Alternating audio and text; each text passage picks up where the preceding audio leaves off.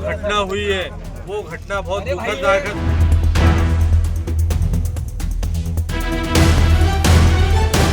हमारे बीच में हमारा दोस्त रोहित करके वो उसकी डेथ हुई, उसके साथ में उसके 2.5 साल के बच्चे की डेथ हुई। पूरी एसटी ढपरा हो गई है, ये लोगों को मारने का काम कर रहे हैं। एसटी डिपार्टमेंट की आप बसें देख लो, पूरी बसें खोखली हो गई है। हमारे को न्याय होगा तो ही हम हटेंगे यहाँ से, वरना हम नहीं हटेंगे। और एम्बुलेंस में ही ड्रग्स का और गांजे का कारोबार चल रहा है। त्याला वाचवण्याचा प्रयत्न सुद्धा आपण साधा प्रयत्न सुद्धा केला नाही आणि तुम्हीच कायदा सांगता।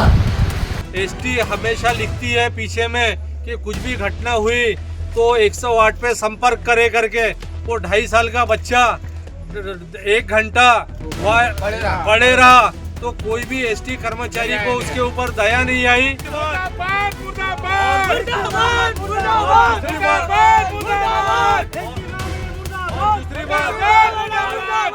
भंडारा शहर में शुक्रवार की शाम करीब 7 बजे शहर के एसटी बस डिपो में एक दर्दनाक हादसे में 40 वर्षीय व्यक्ति और उसके 2.5 से 3 साल के मासूम बेटे की बस के नीचे कुचलकर मौके पर ही मौत हो गई। मृतक की पहचान कुमारटोली चांदनी चौक निवासी रोहित खेड़ीकर के रूप में हुई है। प्राप्त जानकारी के अनुसार रोहित आरओ पानी सप्लाई का काम करता था। वो अपने 2.5 वर्षीय बेटे को दोपहिया वाहन पर बैठाकर एसटी डिपो पहुंचा था। डिपो परिसर में उसने बस रैंप के पीछे वाहन खड़ा किया जिस पर बच्चा बैठा रहा। इसके बाद रोहित किसी काम से कुछ दूरी पर चला गया। इसी दौरान रैंप पर खड़ी एसटी बस के चालक ने बस को पीछे की ओर लिया। बस के रिवर्स होने से दोपहिया वाहन और बच्चा उसकी चपेट में आ गया।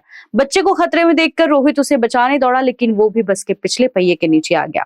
दोनों की घटनास्थल पर ही दर्दनाक मौत हो गई। घटना की सूचना मिलते ही भंडारा शहर पुलिस मौके पर पहुंची और जांच शुरू की। हादसे के बाद स्थानीय नागरिकों में भारी आक्रोश दिखा गया। वहीं एसटी डिपो प्रशासन ने सुरक्षा व्यवस्था बढ़ाकर लोगों का प्रवेश रोक दिया। पुलिस आगे की कार्रवाई कर रही है। पूरे टोटल अधिकारी थे अंदर में, एसडीओ मैडम थी और थानेदार साहब थे, एसपी साहब थे। वहाँ पे यही बात हुई, हमने वहाँ पे एक ही मांग रखे कि जो घटना हुई है वो घटना बहुत दुखदायक घटना है। और आज हमारा एक दोस्त, हमारे बीच में हमारा दोस्त रोहित करके वो उसकी डेथ हुई, उसके साथ में उसके 2.5 साल के बच्चे की डेथ हुई। हमारी एसटी डिपार्टमेंट से मांग है कि उनके परिवार को मुआवजा मिले और 50-50 लाख रुपए का मुआवजा मिले और उसके बाद में उनको परमानेंट ड्यूटी दिया जाए।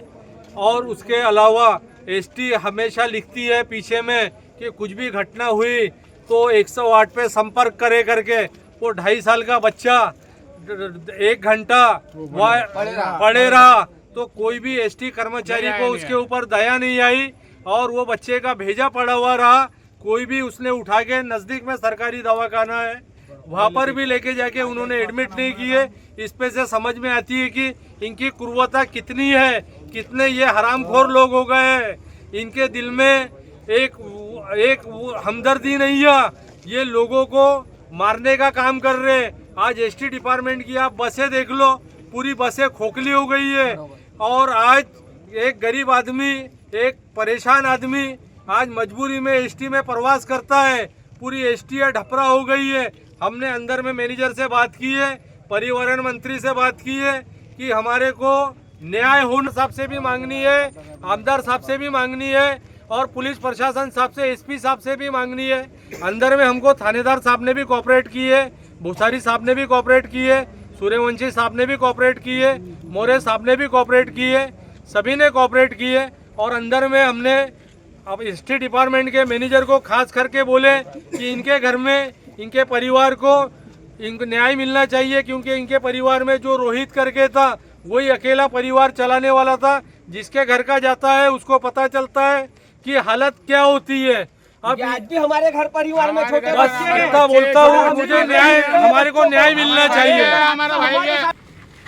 विषय नाही आपला ज्या डिपार्टमेंटमध्ये घटना घडली त्या डिपार्टमेंटचा विषय आहे, म्हणून त्याच्याविषयी आपण ॲक्सेप्ट नाही केला।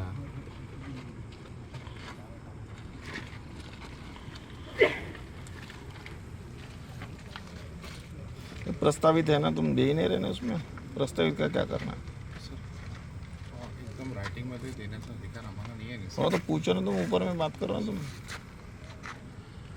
जब तुम गारंटी नहीं दे सकते तुम उस चीज़ के लिए, तो क्या प्रस्तावित तो मैं भी कर दूँ ना यहाँ पे, आज लेटर दे दूंगा मैं यहाँ पे कि ऐसे ऐसे अपघात हुआ है, 2 जन मरे हैं, मंत्री महोदय को प्रस्तावित कर रहा है इनको नौकरी देना चाहिए करके।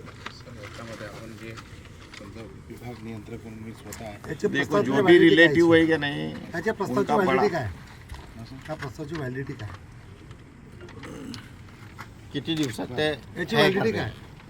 म्हणजे तुम्ही दिलेले प्रस्ताव याची व्हॅलिडिटी काय? म्हणजे 100% होणार. ब्यूरो रिपोर्ट, कारा न्यूज, नागपुर.